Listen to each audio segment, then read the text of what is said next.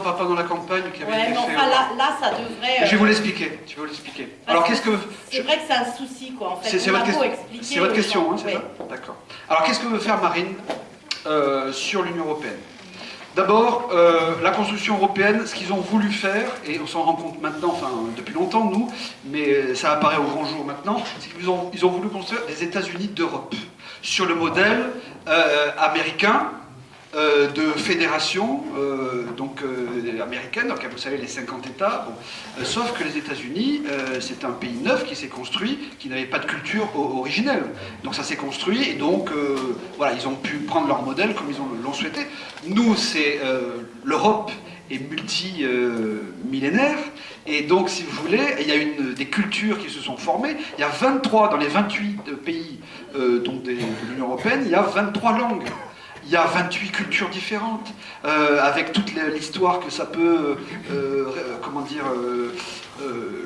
avoir, toute l'histoire qui s'est construite, si vous voulez, pendant tous ces siècles. Voilà, et de diversité historique et de culture. Voilà. Donc c'est impossible de constituer un seul et même État. Ils en rêvent, ils voudraient faire un seul État européen. Mais ça ne se fera jamais. Ah oui, peut-être dans 5 siècles. Mais là, maintenant, c'est impossible, impossible. Voilà. Alors, qu'est-ce que veut faire Marine Le Pen? Elle veut ouvrir un sommet européen. Elle sera élue donc, le 7 mai au soir, nous en sommes certains. Et puis, voilà.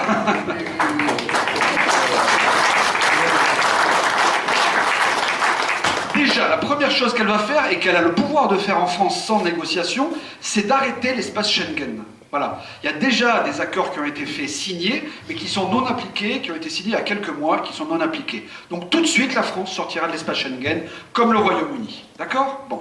Et après, elle va lancer immédiatement un sommet européen où elle va réunir tous les partenaires, donc les autres États membres de l'Union européenne, en particulier ceux de la zone euro, et elle va mettre le paquet sur la table en disant, écoutez, voilà, il y a des choses non négociables, et puis le reste, voilà. Ce qui est non négociable, c'est nos frontières. On veut récupérer nos frontières nationales. On l'a déjà fermé la libre circulation des personnes en sortant de l'espace Schengen, mais on veut aller plus loin parce qu'on veut renégocier notre appartenance à l'Union européenne sur l'aspect territorial, voilà, pour contrôler les régulations aux frontières. Bon.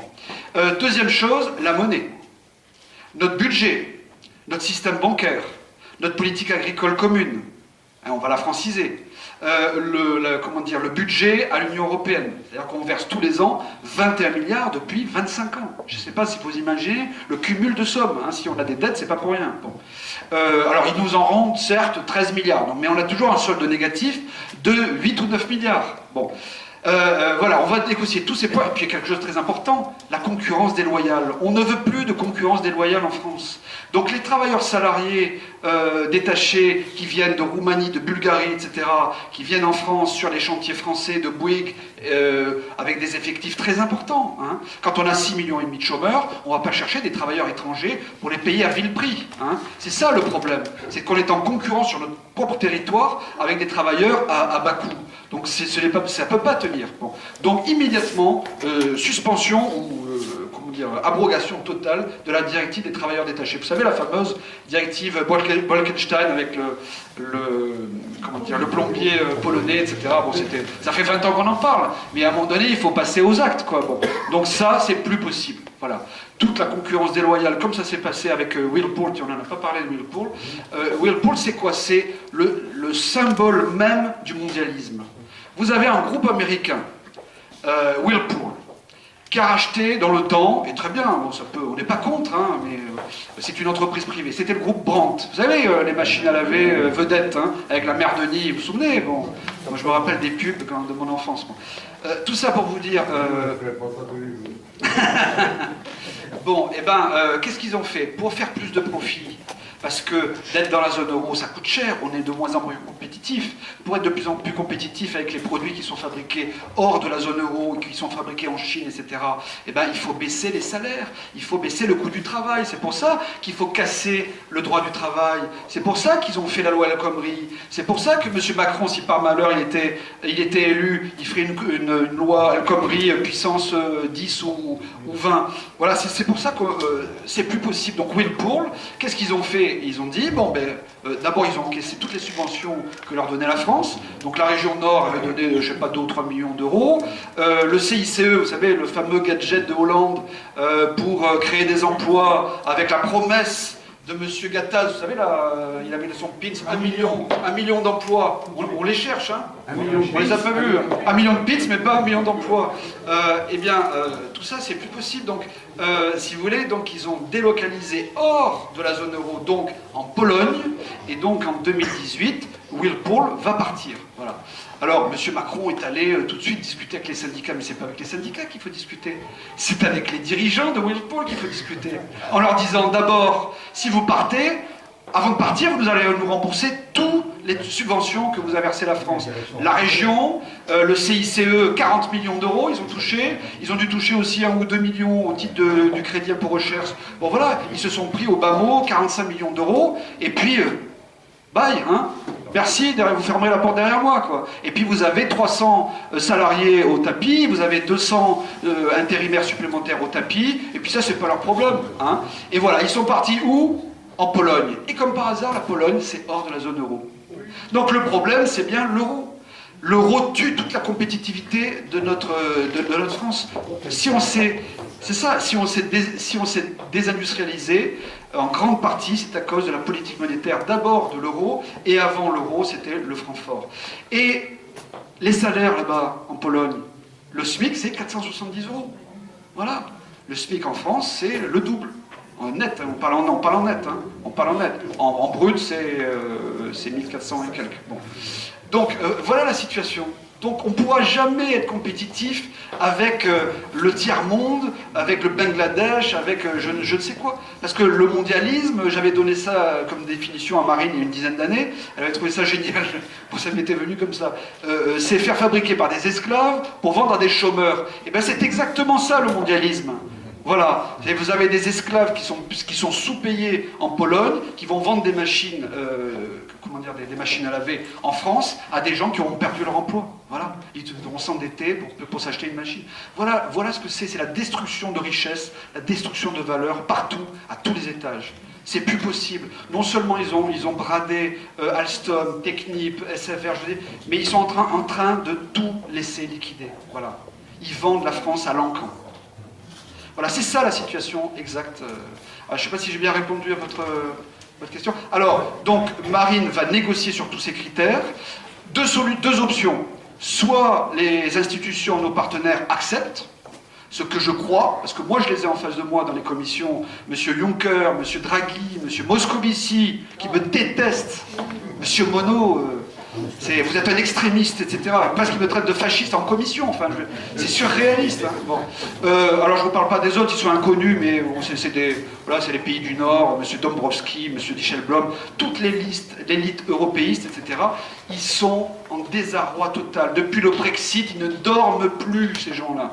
Voilà, ils sont terrorisés. Et alors, ils se sont fait trumper au mois de novembre, ça a été le coup de grâce. Voilà. Alors vous imaginez quand Marine va être élue. Voilà.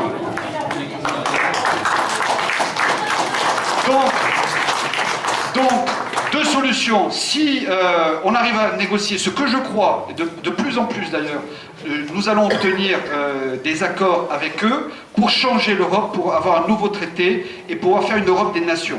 Si on échoue dans ces tractations avec eux, eh bien, on fera appel à un référendum et Marine, à ce moment-là, dira aux Français, eh ben, go pour le Frexit, parce que c'est le seul moyen de redresser la France. Voilà.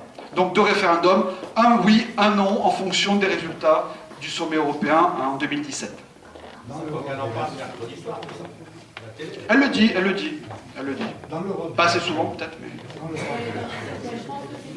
Quel est le système de monnaie?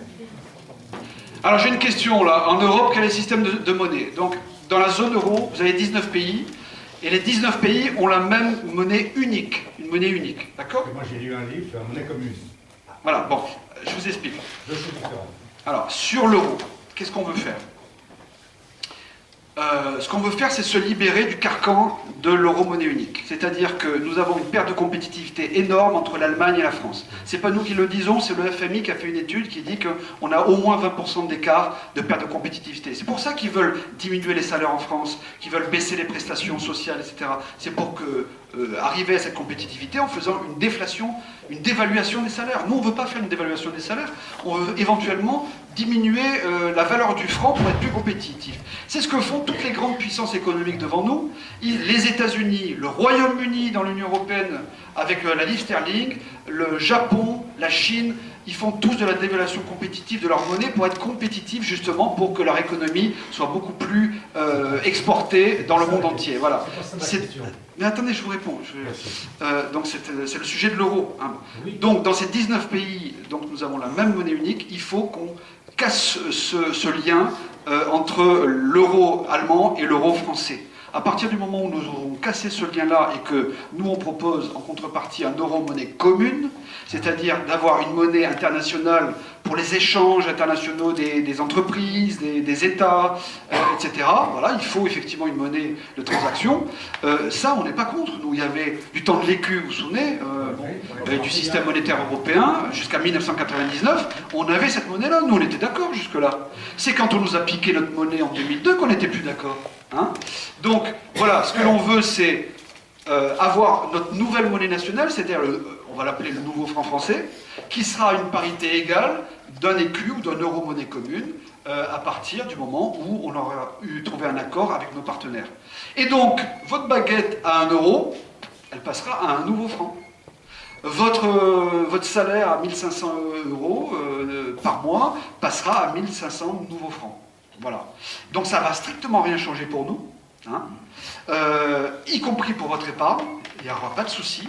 Simplement, nous, ça va nous donner les moyens au niveau de l'État d'avoir une politique monétaire avec la Banque de France qui va pouvoir relancer l'emploi, qui va pouvoir relancer la réindustrialisation du pays, qui va pouvoir réinjecter de l'argent pour les ménages, pour les entreprises, pour aider d'ailleurs les banques à financer les petites entreprises, les artisans, les commerçants, etc. Parce que c'est ça aussi le problème. Vous voyez, c'est toute une spirale qui fait qui tourne à l'envers et qui détruit de la valeur et de la richesse. Voilà.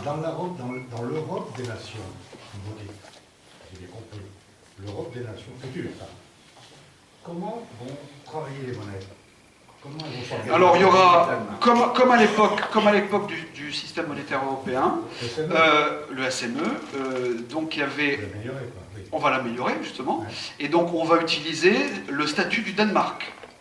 Aujourd'hui, le Danemark est dans l'Union européenne, mais ne veut pas rentrer dans la zone euro, il ne veut pas rentrer dans l'euro. Donc ils ont obtenu un accord spécial avec Bruxelles et la BCE. Et bon, c'est un peu technique, mais bon, grosso modo, c'est le mécanisme de change européen. Ils ont cet accord-là et ils ne veulent pas rentrer dans l'euro. Nous, on veut la même chose et on veut l'étendre à tout le monde. En fait, c'est revenir en quelque sorte au SME et à l'EQ que nous avions jusqu'en 1999. Non, ben, le Danemark, ils ont leur couronne danoise et ils sont accrochés à la BCE. Ils la suivent quand ça les arrange, quand ça les arrange plus, ils la suivent pas. Voilà. Donc à la carte. Voilà. Donc nous, ce sera notre nouveau franc français en France. Comme le Royaume-Uni aussi avec la livre sterling, hein, que je sache, c'est pas un pays fasciste, hein, bon. Pas encore, c'est plutôt un bel État. Entre parenthèses, ils ont un plein emploi et ils ont une croissance économique de presque 2%. Nous, on rame pour avoir péniblement 1,2%, bon, avec la casse sociale que vous connaissez. Bon. Donc voilà ce que l'on veut faire, c'est très simple. Marine, elle est là pour stabiliser la situation, pour améliorer les choses. Elle n'est pas là pour faire une rupture et mettre le chaos en place. Au contraire, c'est exactement. Mais simplement, il faut discuter ça avec nos partenaires. Ça va se faire dans la négociation et ça va très bien se passer, croyez-moi. Nous rencontrons, nous avons nos partenaires italiens, espagnols, grecs, etc., avec qui nous discutons déjà. Et je vous garantis que nos propositions, ils les suivent. Cette anecdote-là, elle devrait être diffusée sur les écrans de télévision. Oui, c'est ça. Mais vous avez vu que c'est un peu long à expliquer quand même. Hein, Oui, c'est non, pas... non, non. L'exemple à mémoire. Il faudrait que ce soit Martel. Eh oui, je sais. Non, justement, Juste une petite chose par rapport à ce que vous disiez au niveau des banques. Dans les 144 propositions de Marine, est-ce qu'il y a quelque chose qui concerne la séparation entre la banque de détail et la banque d'affaires? Oui, alors c'est dans le programme, mais comme c'est très technique, je ne vais pas en parler. Mais sur le principe, on l'a dans les cartons, et le moment venu, s'il faut le faire, on le fera. Le seul problème, c'est que, les banques, c'est une industrie, c'est ça qu'il faut bien, c'est très important, le système bancaire dans un pays. Quand vous ne maîtrisez plus le système bancaire, c'est tout votre pays qui s'écroule. Bon. Donc, les Américains l'ont bien compris. C'est pour ça qu'ils disent aux Européens, régulez bien vos banques, il faut bien augmenter le capital des banques, les fonds propres. Et pendant ce temps-là, eux, ils ont leur banque nationale qui injecte toujours plus d'argent pour qu'elles arrivent à tenir à flot, mais en nous faisant de la concurrence déloyale. Parce que c'est ça aussi, la concurrence déloyale vient aussi des États-Unis. Bon. Donc, nous, on est en train de s'étrangler avec toutes ces réglementations, ces règles, ces normes, etc. Donc, il faut qu'on reprenne la liberté là-dessus aussi, pour qu'on redevienne indépendant. Si on est indépendant, on arrivera à redresser la France. Si nous n'avons pas notre monnaie, notre budget, notre système bancaire, nos frontières, jamais nous pourrons redresser notre nation. Voilà. Vous êtes brillant et compétent, je vous souhaite une place dans le gouvernement. Ah, je sais pas. Poignant. Si Marine est élue. Je vais revenir à une question sur l'euro parce que c'est effectivement là-dessus qu'est fondée toute la possibilité d'appliquer toute une partie de votre programme. Néanmoins, vous avez rappelé tout à l'heure que vos pères et grands-pères, je crois, sont venus libérer la France, et puis vous avez rappelé la soumission actuelle de la France à l'Allemagne. Alors je voudrais savoir si vous rediriez aujourd'hui, vous qui êtes leur fils et petit-fils, ce que vous avez dit et qui a été repris dans le Figaro du 2 juin 2015, je cite, « Je n'ai jamais considéré le maréchal Pétain comme un traître. On a été très sévère avec lui à la Libération et je n'ai jamais considéré comme de mauvais Français ou des gens infréquentables ceux qui ont conservé de l'estime pour le maréchal. » J'ai pas dit ça. Ensuite, je reviendrai à l'euro. Oh, vous avez dit ça. J'ai pas dit toute cette phrase-là, c'est pas Tout vrai. est vérifiable, comme vous l'avez. J'ai pas dit ça, monsieur, c'est pas vrai. J'ai pas dit ça. J'ai pas dit. J'ai dit tout simplement que. D'abord, vous savez, si vous voulez. C'est pas que économique, Vous madame. regardez avec Pétain et tout, on vient pas à Napoléon. Monsieur, le sujet c'est quoi? Monsieur, le sujet c'est quoi là, si vous voulez? Le sujet c'est quoi? Bon. Le sujet, c'est quoi? C'est votre position par rapport à ce qui a fait l'histoire de la France pour les patriotes français par rapport à l'Allemagne. Je vous rappelle quand même que vous êtes jeune, et je vous rappelle quand même qu'il y a eu 3 guerres contre l'Allemagne. Qu'est-ce qu'on fait de ces histoires-là? L'histoire, on la laisse dans l'histoire, monsieur, dans le passé. Hein. Aujourd'hui, on est dans le présent, en 2017, et on prépare l'avenir, monsieur. D'accord? Alors, je vais vous dire, si vous voulez qu'on parle de l'histoire, monsieur, on va parler de ça, si vous voulez. Si vous voulez qu'on parle de l'histoire, et laissez monsieur, je vais répondre. Non, attendez, laissez monsieur, je vais lui répondre. Voilà. Celui qui a mis Pétain au pouvoir, je vous signale que c'est le Front Populaire, monsieur. Alors je vois que vous partez. Ceux qui ont signé un accord en 1938, en 1938 avec Hitler, c'est le Front Populaire, monsieur.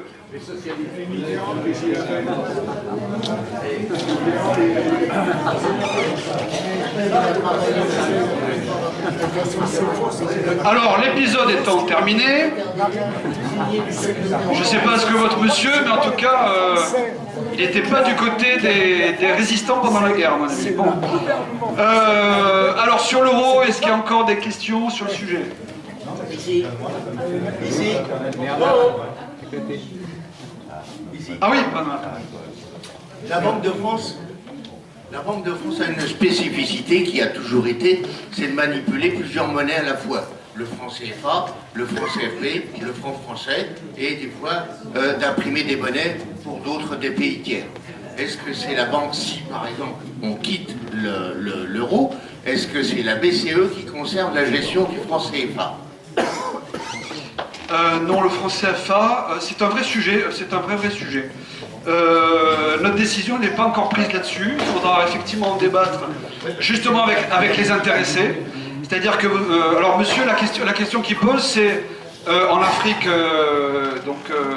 septentrionale et Afrique de l'Ouest, il y a 15 pays d'Afrique qui utilisent la monnaie, le franc CFA, qui est payé, enfin qui est arrimé, par la France. qui est arrimé, Par la Banque de France. Oui, mais Qui est- je pense qu'il faut s'arrêter le problème. qui est arrimé à l'euro et auparavant qui est arrimé au franc français. Voilà. Alors, en contrepartie de l'aide que l'on donne et la stabilité qu'on donne en Afrique dans ces pays-là, ils déposent 50% de leurs excédents au trésor public français. Et puis, c'est un échange, une coopération économique, financière, monétaire, etc. La question, c'est que si on sort de l'euro-monnaie unique, qu'on reprend notre monnaie nationale, est-ce que effectivement le franc CFA pourra continuer à être arrimé? Là, j'ai pas de réponse à vous donner. J'ai mon idée, mais c'est pas une position officielle, donc j'en parlerai pas. Mais voilà, c'est un vrai sujet qu'il faudra débattre avec les concernés directement. C'est-à-dire qu'il faudra peut-être faire aussi un sommet avec les pays d'Afrique pour leur demander exactement ce qu'ils veulent. Parce que je vous rappelle que Marine ne fera rien sans l'accord de la majorité du peuple. Hein. C'est ça qu'il faut bien avoir en tête. C'est que de manière démocratique. Hein. Voilà sur le sujet du franc CFA. Oui. Concernant les mesures, notamment le recrutement des officiers des gendarmes, chaque jour on emprunte sur les marchés pour payer le salaire des fonctionnaires. Et également la retraite à 60 ans. Que se passe-t-il alors que certaines caisses de retraite complémentaires sont déjà en quasi-cessation de paiement, notamment l'Argir, qui est renfloué par l'ARCO, ainsi que l'ensemble des mesures sociales. C'est sûr que Marine a un très beau projet, il coûte très cher, et comment est-ce que vous comptez le financer? Très bonne question. C'est vrai qu'on n'arrive jamais. Alors la question globale, c'est, vous voulez faire tout votre programme de patriotisme économique, de protectionnisme intelligent, mais ça coûte beaucoup d'argent. Et de l'autre côté, vous avez toujours beaucoup de dépenses, il faut payer les fonctionnaires, donc comme on est ruiné, il faut emprunter sur les marchés financiers pour payer les fonctionnaires, plus vous voulez faire une retraite à 60 ans, etc. Bon, alors, déjà sur les retraites, qu'est-ce qu'on veut faire? On est parti sur un taux plein de retraite avec 40 annuités. Nous considérons que travailler déjà 40 ans de son existence pour avoir une retraite décente, pour nous, c'est suffisant. On vient déjà de 37 ans et demi de cotisation. Il y a encore 8 ou 10 ou 12 ans, on était à ce niveau-là. Bon, on a fait un effort déjà énorme. Bon, on est arrivé à 40. Bon. Il faut savoir aujourd'hui qu'on commence sa carrière, en moyenne, je dis ça pour les jeunes, à 23 ans. 23 ans plus 40, ça fait 63 ans. Bon, donc, ça veut dire que nous, notre modèle de retraite, c'est si vous avez vos 40 annuités à 60 ans, vous pouvez partir et vous n'aurez pas de problème, etc. Donc ça, on va le financer. Mais si vous n'avez pas à 60 ans vos 40 annuités, il va falloir continuer à travailler pour avoir votre taux plein. Et donc, il faudra au moins travailler jusqu'à 63 avec notre programme. Voilà. C'est ça qu'il faut comprendre. Voilà. Eh bien oui, mais je peux pas être partout. Alors, deuxième question. Alors, les économies, sur quoi on fait des économies? Eh bien, sur les mauvaises dépenses publiques. Qu'est-ce que c'est pour nous, les mauvaises dépenses publiques? Eh bien, déjà, c'est les 12 milliards d'euros que l'on donne tous les ans depuis 2010 pour sauver l'euro-monnaie unique. Qu'on prend dans vos poches, dans vos impôts, dans vos cotisations, etc. 12 milliards d'euros sur 6 ans, attendez, c'est 72 milliards d'euros. Et il y a quelque chose que vous ne savez pas, parce qu'on parle toujours du coût de sortie de l'euro. Mais c'est combien le coût de maintien dans l'euro? Voilà, c'est 72 milliards en l'espace de 6 ans. Donc c'est une année de déficit, hein, c'est considérable. Plus 455 milliards supplémentaires d'épée de Damoclès sur nos têtes, vous savez, c'est tous les plans d'aide qu'on a donnés à la Grèce, au Portugal, à l'Irlande, etc. Inventer les fonds européens de stabilité financière. Voilà, tout ça, c'est pas comme ça. C'est dans la poche des Français et de la France. Chaque fois qu'on décaisse 100 milliards, la France, elle a 21 milliards, 21%, qu'elle doit mettre au bassinet pour pouvoir soutenir tout ça. Donc demain, la Grèce se retrouve encore en situation de faillite, et ben c'est peut-être 30 ou 40 milliards d'un coup qu'il va falloir payer à nouveau. C'est un demi-déficit annuel. Donc voyez le risque sur lequel ils nous font prendre sur tout notre patrimoine et nos revenus de Français. Voilà. Ensuite, on va faire des économies sur l'immigration. Et oui, et on est les seuls à pouvoir le faire.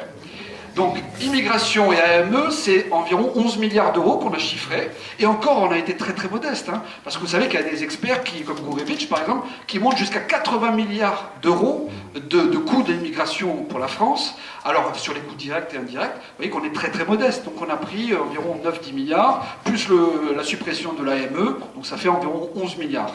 Donc, on est déjà à 23 milliards. Bon. Ensuite, vous avez toute la fraude fiscale et sociale qui est pratiquée, le grand jeu des multinationales qui, comme je vous l'ai dit tout à l'heure, ne payent pas leurs impôts. Ça a été chiffré par l'Assemblée nationale et la Cour des comptes à environ 17 milliards d'euros. Depuis 20 ans. Non. Enfin, ce qui a été constaté, donc moi je prends les chiffres officiels, 17 milliards d'euros. Mais ça dure depuis 20 ans. Ce mélange-là. Bon, voilà, ça c'est que la fraude fiscale des multinationales, etc. Par an, bien sûr, par an. Et après, vous avez toute la fraude sociale. Alors là, c'est au bas mot 20 milliards d'euros, chiffre de la Cour des comptes. Hein, c'est pas nous qui le disons. Donc 20 plus 17, ça fait 37 milliards. Bon.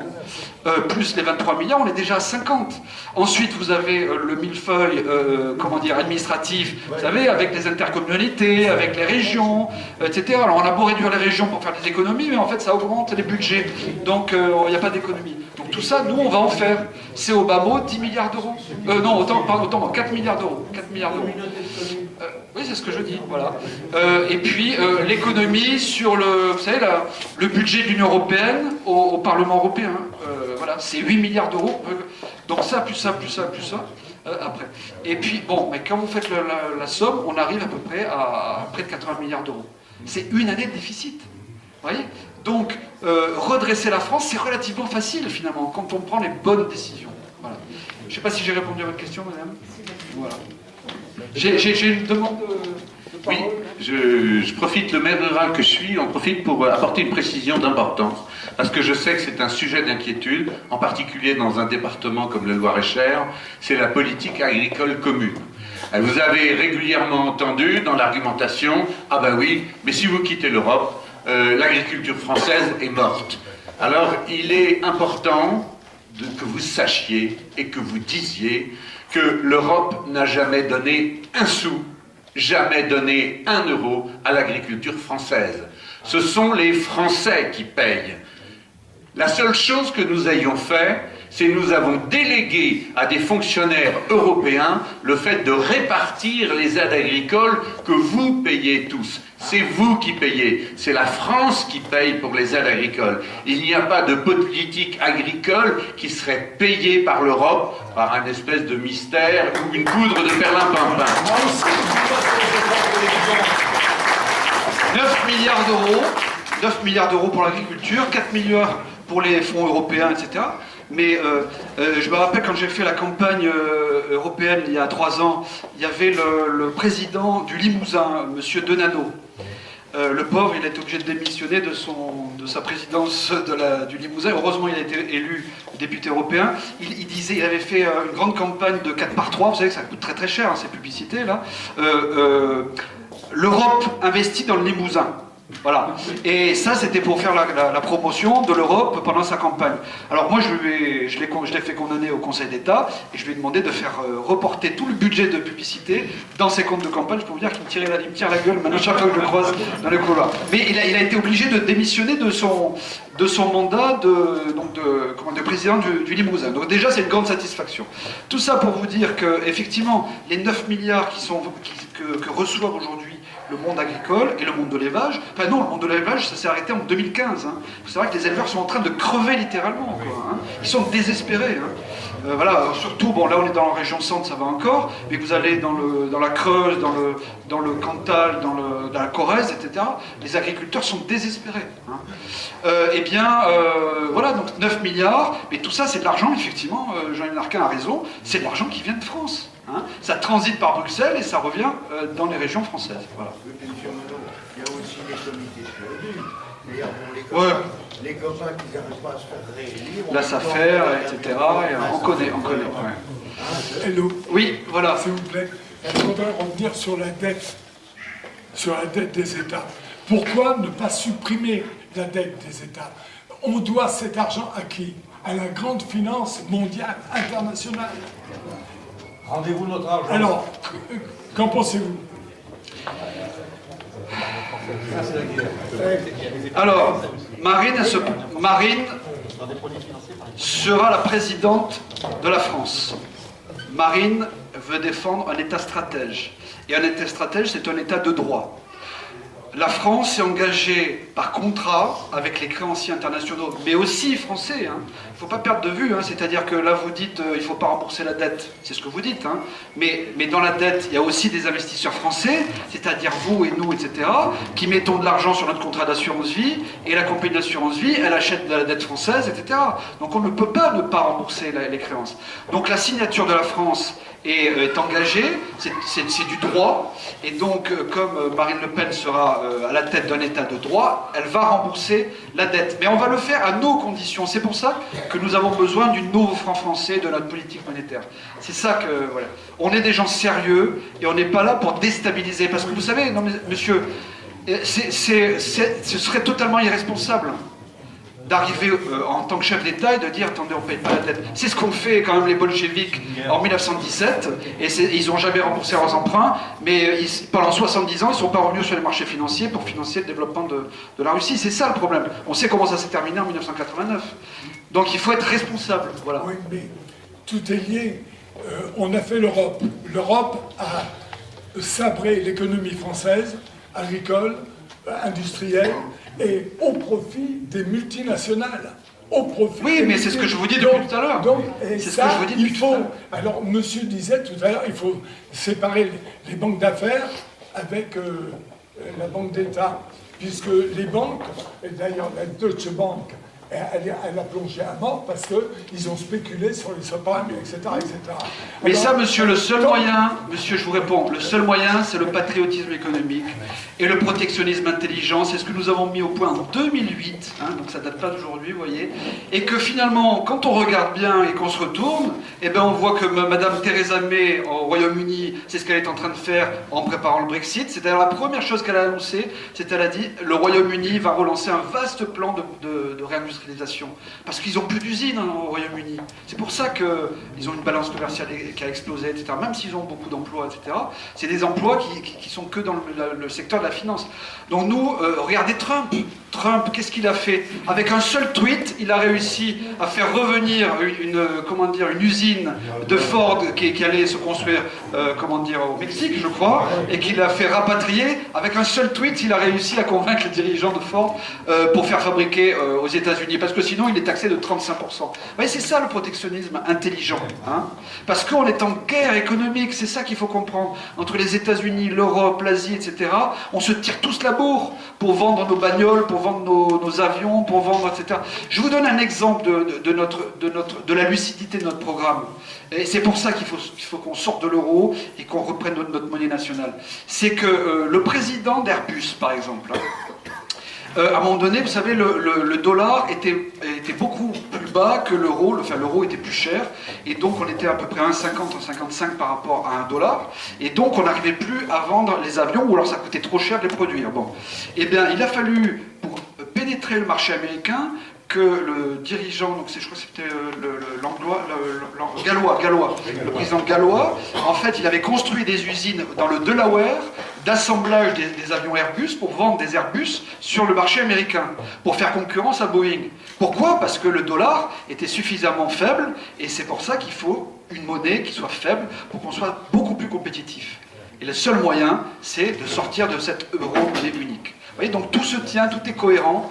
Et après, il faut nous faire confiance. Il y a des choses qu'on peut faire, il y a des choses qu'on ne peut pas faire aussi. Voilà. Et on le dit, on le fait. Ah ben ça, forcément, mais vous ne connaissez pas Marine, elle est sincère. J'en vois souvent des... Est-ce qu'il y a d'autres questions?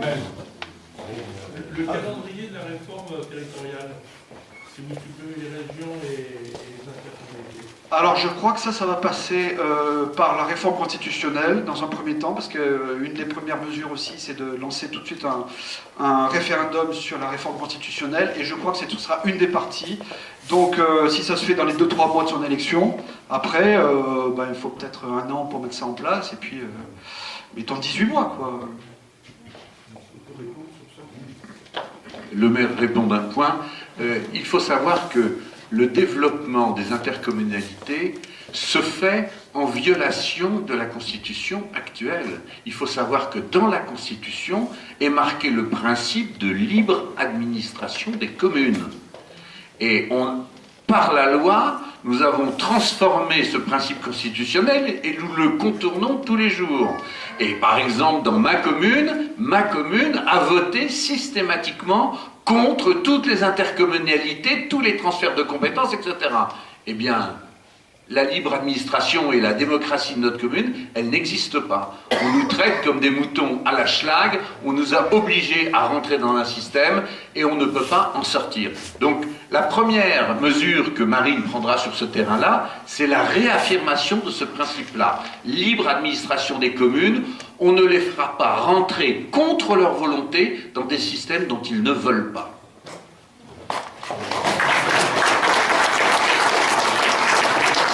Voilà, y a-t-il encore des questions? Ou est-ce qu'on a tout épuisé?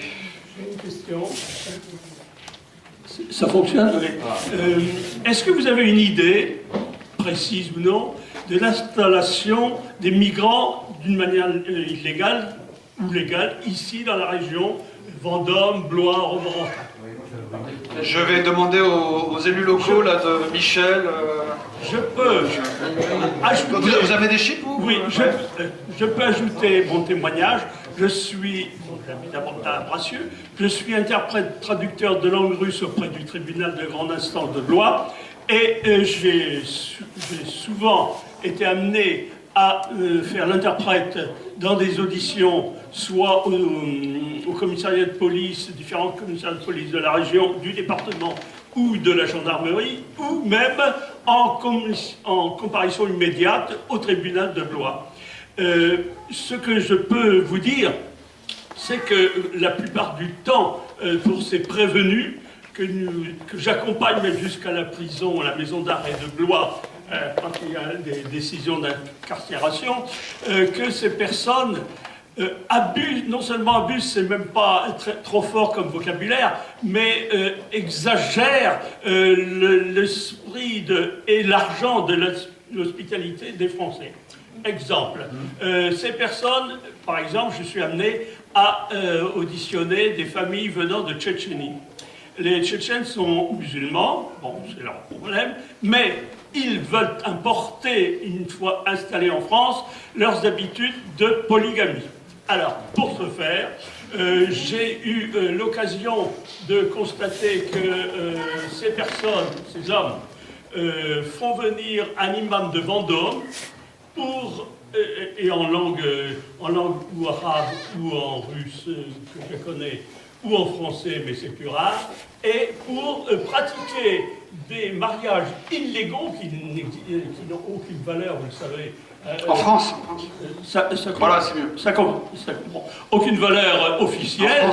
Et ces personnes, ces hommes, quelquefois par dérision, je leur dis, mais il n'y a pas de femmes qui veulent avoir plusieurs maris.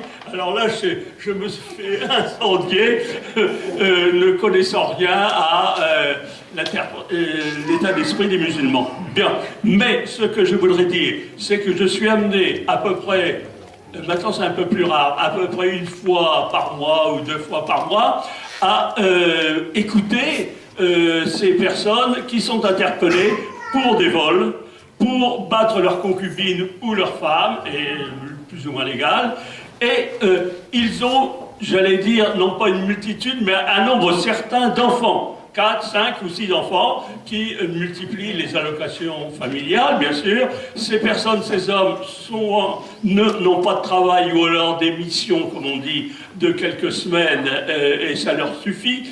Et alors, ce que je voudrais dire, pour terminer, vous entendre, c'est que dans la... Bon, Bracieux, bien sûr, il n'y a pas cette migration illégale. Mais Romont, Vendôme et Blois, il y a de ces personnes.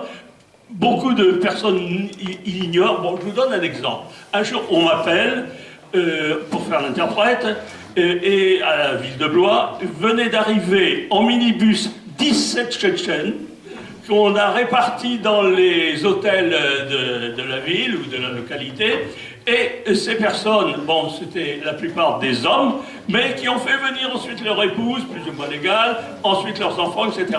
Est-ce que vous, donc ma question, est-ce que vous avez une idée concrète dans la région de cette installation de ces personnes? Mais non, on ne peut pas avoir d'idées concrètes parce que par définition, les clandestins, il n'y a pas de statistiques. Donc déjà, il n'y en a pas pour les légaux. Bon, monsieur, hein. Donc, moi, ce que je sais, alors, dans la région centre, je ne sais pas, mais au niveau national, ce que je sais, c'est qu'au niveau du ministère de la Justice, je crois que le principal poste budgétaire, c'est celui des interprètes. Voilà. Donc déjà, on a une réponse évidente, c'est-à-dire que ça, c'est un fait, c'est que la majorité de ceux qui relèvent de la justice aujourd'hui, en France, sont étrangers. Voilà. Sont étrangers. Voilà. Et donc, avec Marine Le Pen, bien évidemment, toutes les subventions versées aux étrangers, ce sera terminé. Voilà. Et ceux qui, en plus, ont des étrangers fichés S seront expulsés. Voilà. Voilà les engagements qu'elle a pris pour 2017. C'est les élus présidents. Je peux dire, quand même, quand on me demande d'intervenir, je suis rémunéré ou bien par la préfecture de Loire-et-Cher, ou bien par d'autres organismes, et ça coûte, enfin, je ne vais pas me plaindre, mais ça coûte cher. C'est ce que je vous disais, c'est l'un des principaux postes budgétaires au ministère de la Justice, c'est la traduction et les interprètes. Voilà. Ouais, ça veut bien dire que les justiciables sont comme revenus, hein, c'est pas normal. Hein, bah, attendez, vous ne croyez pas que vous allez laisser comme ça Voilà, bon bah écoutez mes amis, vous en savez quand même beaucoup. J'avais une autre question. Voilà. Allez, encore la dernière question, et puis après, il y a des annonces. Et après, je vous propose, comme dans la tradition Front National, le vœu, c'est de chanter la Marseillaise. Ah. Non, mais. Alors, allez-y. La dernière question. C'est pour rire un peu. Ça change tout, hein. Allez, on va changer. Comment faire Macron pour supprimer la taxe d'habitation? Bah, comme pour le reste, il n'a pas de solution. C'est du marketing politique. Voilà. D'ailleurs, je vais vous dire, moi j'ai des débats souvent avec... Oui. D'abord, la première conséquence, c'est que toutes les infrastructures dans les collectivités territoriales sont touchées. C'est-à-dire qu'il n'y aura plus les budgets pour financer les infrastructures. Mais moi, ce que je peux vous dire, c'est parce que j'ai pas mal de débats en ce moment avec les économistes de Macron, et ils sont très emmerdés sur le sujet. Ouais, voilà. C'est qu'ils ne savent pas comment ils vont financer. C'est une promesse. Tu dois le tenir. Ça n'engage que ceux qui les écoutent. Bon, les annonces, alors... c'est qui ? Oui, voilà, donc on est vraiment là dans le cadre de la campagne. Ouais, on est vraiment dans l'action de la campagne, là. Donc nous, on a un petit peu besoin de mobiliser, de continuer à mobiliser. Donc la première action qui est prévue, bien évidemment, c'est le 1er mai, donc le grand meeting à Villepinte. Donc on a un départ en car à partir de Vendôme à 6h30, le rendez-vous il est au Minotaure, et ensuite à Blois à 7h15 au péage de l'autoroute.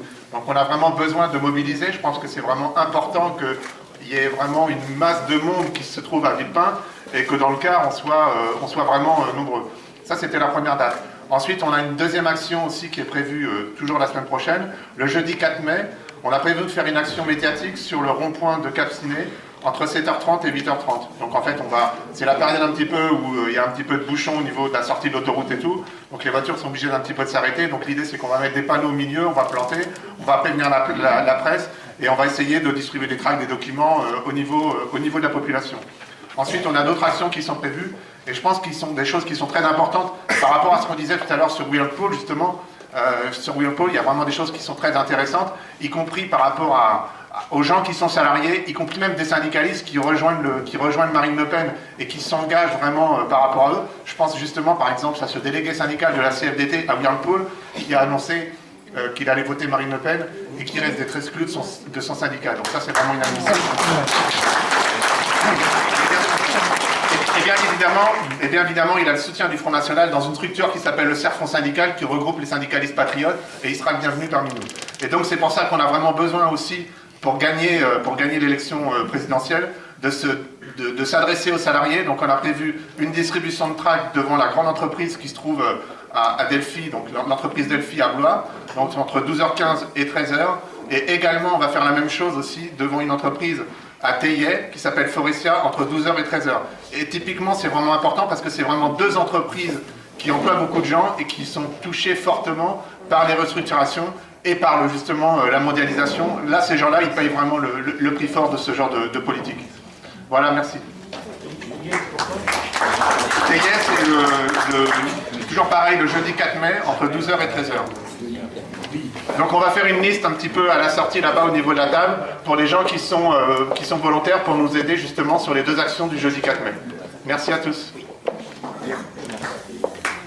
Merci Laurent. Un dernier rappel que je voulais faire à vous tous, c'est que vous savez que le scrutin dimanche prochain peut être serré et il sera plus important que jamais de surveiller les opérations de vote et de dépouillement dans les bureaux. Nous ne sommes pas toujours assez nombreux et nous sommes bien placés pour savoir qu'il y a des fois des petites manœuvres, d'autant plus qu'au premier tour encore il y avait de nombreux candidats et ils ont tendance un peu à se surveiller entre eux. Ça limite un peu les tentations de fraude. Au deuxième tour, ça ne sera pas le cas. Nous serons seuls contre un candidat du système qui a l'appui de nombreux élus. Pas du tout, heureusement. Il y a des élus qui nous joignent, même des maires ruraux qui, en privé, nous le disent, hein, qui ne s'affichent pas officiellement, qui craignent même de donner leur signature, leur parrainage à Marine Le Pen, mais avec qui nous avons toute confiance. Mais il y a des communes où c'est moins sûr, et vous savez, il y a tout un tas de techniques qui consistent, par exemple, quand on sait qu'il y a des gens qui sont des abstentionnistes, mais permanents, des gens qui ne vont jamais voter depuis 10 ans, 20 ans, ils sont connus dans les communes, dans une petite commune. Et il y a des manœuvres malhonnêtes, je vous le dis. Il y a des gens qui votent à la place de ces abstentionnistes, on fait une petite signature et tout va très bien, ça peut arriver. Donc, il faut au maximum être présent. Alors là aussi, vous pourrez vous adresser à la sortie. Si dans votre commune, vous pouvez participer aux opérations de surveillance ou de dépouillement du scrutin, je vous le demande, ça c'est vraiment quelque chose de très important. Je vous remercie. C'est le respect de la démocratie. Alors moi j'ajoute en plus, nous sommes 8 millions d'électeurs au premier tour. Si chacun d'entre nous arrive à convaincre, à persuader de la famille, un ami, des collègues autour de nous, ne serait-ce qu'un, Marine Le Pen est élue au deuxième tour, le 7 mai au soir. Voilà, c'est ça. Donc moi je vous demande de faire un effort autour de vous. En plus, effectivement, de donner des coups de main et d'aller au-devant des entreprises, mais surtout de convaincre autour de vous, parce que c'est comme ça qu'on va y arriver. Si on s'y met tous, on va y arriver. Bravo.